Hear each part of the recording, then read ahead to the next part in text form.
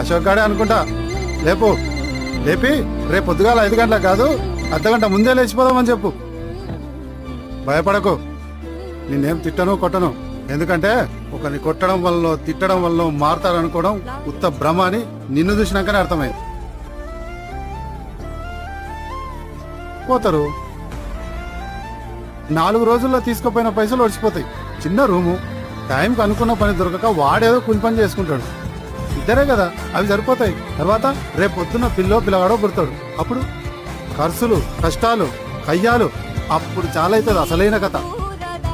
అనవసరంగా నిన్ను నమ్మొచ్చానని నువ్వు, ఈ సంసారం భరించలేనని వాడు నిన్ను నడి రోడ్డు మీద ఇడిచబెట్టిపోతాడు. అప్పుడు ఏడుకోతావు, మళ్ళీ ఏడికే కదా వచ్చేది. అటు ఇటుగా ప్రపంచంలో అన్ని కథలు ఇట్లనే ఉంటాయి.